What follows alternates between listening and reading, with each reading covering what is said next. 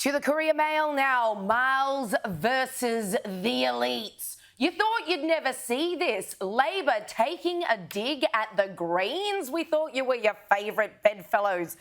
Deputy Premier declares war on inner city Greens. Deputy Premier Stephen Miles has let fly at, quote, wealthy inner city elites, end quote, while accusing the Greens of trying to clip Brisbane Airport's wings by restricting flights and driving up airfares. Here you can hear it from the horse's mouth. Here he was saying his piece. The Greens are not a party of the environment. They're a party of wealthy inner city elites. And what they're saying is that planes shouldn't fly over the homes of wealthy inner city elites. They should only fly over the homes of working people. And that only wealthy inner city elites should be able to afford to fly, but working people shouldn't be able to afford to fly. So the Greens are trying to impose a curfew and a cap for planes flying over certain areas. This is his response. I just find it absolutely hilarious. Well, look, I mean, he's not wrong in what he says, but let's just take a moment tack. to perhaps think about the fact that in Queensland, the inner city Labor seats have been under attack from the Greens, including at the federal level, where they won seats at the last federal election for the first time ever. They got Brisbane, etc.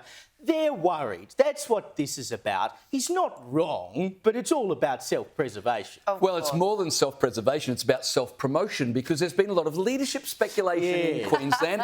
And Stephen Miles, I reckon he wouldn't mind sitting in Anna Palaszczuk's chair. And so I love him sitting there saying, oh, the Greens aren't the party of the working man. What he's really saying, Liz, of course, is I am the man of the workers, and if I ever found myself as Premier of this state, you could count on me to take care of you all. I don't care about the elites. If only he would pick up the phone to Catherine King and say, why don't you make air travel more affordable, Catherine? That would be a great thing to do, wouldn't it? It's not just about the Greens. Moving on to the Herald Sun down in Victoria tomorrow. Exclusive story. Students, migrants, tree changers urged to join the CFA as volunteer numbers fall and bushfire risk soars. We need you is the headline. Migrants, students, tree changers, tradies and health workers are among the Victorians being urged to join the state's volunteer firefighting service ahead of summer as Victoria faces increasing bushfire risks over the coming years. Now, we were talking about this on the front of another paper the other day in a different state, I believe, where they're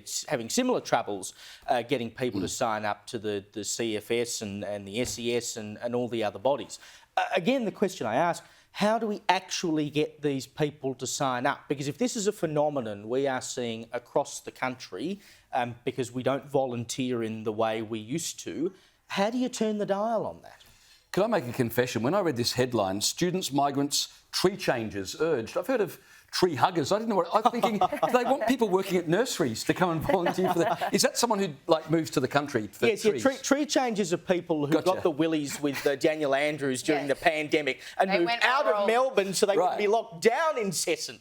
Right, well, I mean, as you say, there's a massive shortage of people volunteering, and as we'll see when we talk about the Mercury in Tasmania in just a moment, we are coming into fire season. The fact that they are crying out for volunteers and practically, I mean, the front page of the Herald Sun, they're almost begging people, we need you, please, we're desperate. They're not Doesn't still bode one well of the for summer. states, though, that still demand, as was very recently the case in New South Wales, still that you're up to date with your jabs, are they? Otherwise, I'm just like, sod your headline serves you right that we need you. You're discouraging good people from participating. We've even seen fires break out in these countries and these guys were being turned back saying, no, you can't even help out sandbag because you're unvaccinated. Do me a favour. So I find it very hard to read these headlines now, just as we were recently talking about, oh, there's such a shortage in the Victorian police force and we desperately need more people.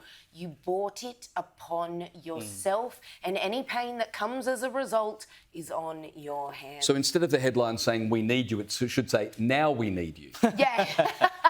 Well, it should say we are deeply sorry. We take it all back. We realise our folly. Please return. If you would be so kind.